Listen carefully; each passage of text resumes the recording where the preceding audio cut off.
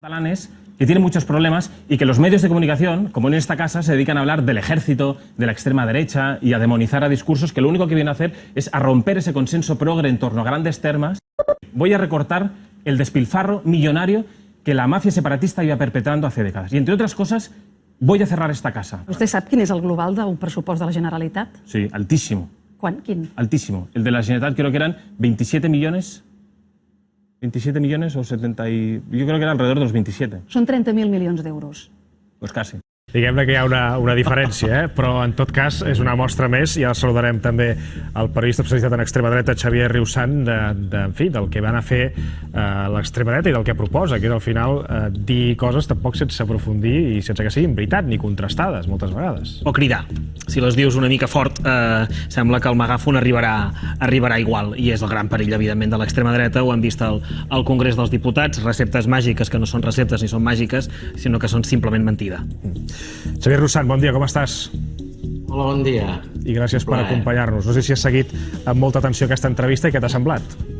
Sí que l'he vist i m'ha fet gràcia que al començament hagi parlat en català una mica, perquè la gent que el recorda de Sant Cugat, on ell ha viscut i ha nascut, veien un bon noi, tímid i catalanoparlant. I al començar l'entrevista, com no estava en el seu ambient, no anava repetint els mantres de la màfia separatista i de tot el que va repetint sempre i dels estercoleros multiculturals, sinó que estava com més cohibit i no estava al seu espai. I ha parlat una mica en català. I després, quan la Lídia Heredia li pregunta això dels pressupostos de la Generalitat, que s'equivoca de 3 zeros, o li rebat les xifres de delinqüència dels tant percents, s'ha quedat bastant bloquejat perquè ell està acostumat a dir unes xifres, la màfia separatista, el consenso progre, l'estercolero multicultural, i el no poder dir això i el debatre-se amb ell, i estava la Lídia Heredia informada, doncs s'ha quedat una mica desarmat.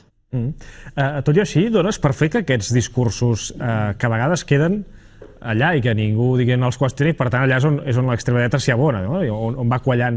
Acabarà tenint representació parlamentària com la que els hi donen les enquestes? Home, totes les enquestes diuen que sí, encara que les enquestes últimament no encerten molt, amb un que li estan donant de si 6 o si 5 o si 9 escons, que no entra aquí cap, és difícil que totes les enquestes s'equivoquin.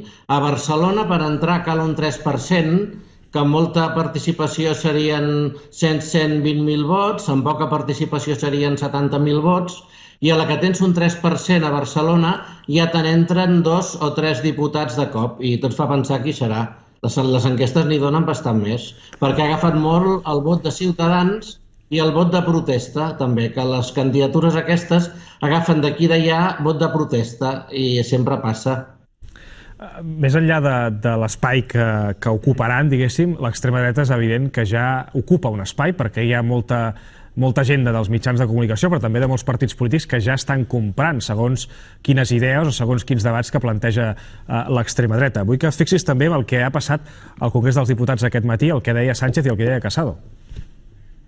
Fíjese, es usted tan aparentemente moderado que hasta incluso el señor Abascal le da lecciones de responsabilidad con el país y de sentido de Estado, señor Casado. Yo solamente le pido, señor Casado, que haga una oposición distinta, que haga una oposición útil. Usted ha pintado su Frankenstein de verde, tanto sacar la foto de Colón y se ha metido en la foto del Capitolio. Cualquier día le vemos con cuernos de bisonte. No sé si estàs sorprès d'aquestes declaracions, que almenys posen de manifest que...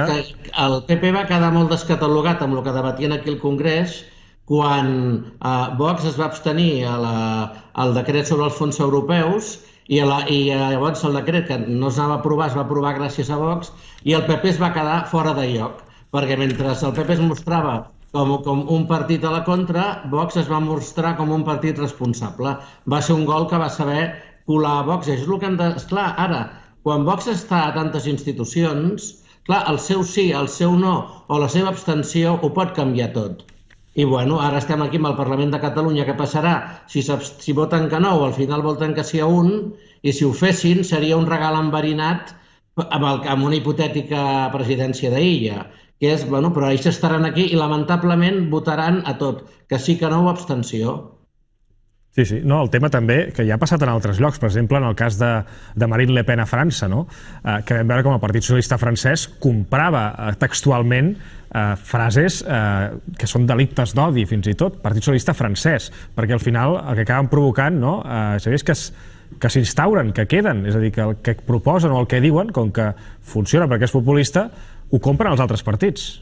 Bueno, ells marquen la seva agenda amb els seus eslògans, que són molt simples, i així no s'hi pot rebatre, com ha fet la Lídia Heredia amb les dades, anar repetint el missatge, la gent se l'acaba creient, i llavors hi ha sempre dels partits dels voltants, que pot ser a la dreta, o havia passat en algun moment amb els socialistes a França, que per por ho copien, i si ho copies, li dones la raó, perquè ells, a l'extrema dreta, sempre juga a marcar l'agenda, que és el que, per exemple, va fer l'Ortega Smith quan va dir, després li van desmentir, que es podien abstenir o votar l'illa. Després Vox li desmenteix, però ja tots parlem d'això. I ells ho saben fer molt bé perquè no tenen res a perdre i van llançant diferents globus-sondes perquè tots parlem d'ells i perquè tothom s'hagi de posicionar sobre el que ells diuen. I ho fan amb bastanta habilitat, lamentablement.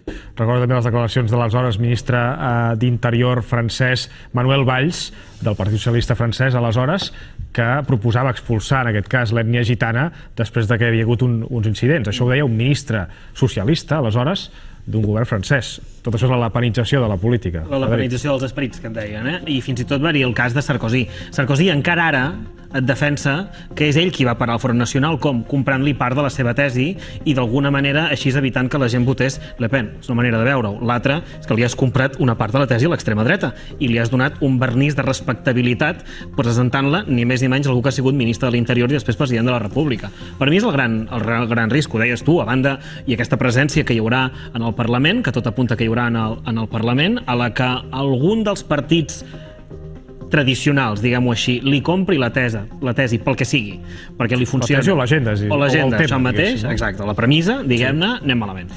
Xavier, tu fa molts anys que et dediques a investigar l'extrema dreta, per dins i per fora, diguéssim, també per dins vull dir per dins de com es formen i quins contactes tenen, etc, i per fora també a nivell mundial quina imatge tenen i com acaben quallant. Creus que Vox acabi entrant a la institució acabarà provocant aquest fenomen també ja ho direm bé, que s'institucionalitzi l'extrema dreta d'alguna manera, que comprin aquest marc mental i aquesta agenda? Bueno, Vox ja està a la majoria de parlaments autonòmics i al Congrés dels Diputats i a molts ajuntaments. Aquí a Catalunya era una anomalia, de fet, perquè a les municipals només van treure 3 regidors, que eren els regidors de Plataforma per Catalunya de Salt, però a la que entrin del Parlament hi aniran a crispar. Aquí a Catalunya el seu tema principal no és només la immigració, sinó que és el tema del procés i quan ells diuen la màfia separatista, etc. Aquí serà important si Ciudadanos i el PP es posen a la seva banda o volen buscar un punt de diàleg, que és el que avui en l'entrevista de la Lídia Heredia el Garriga deia que ells no dialogarien amb els separatistes i esclar, al Parlament s'ha de dialogar.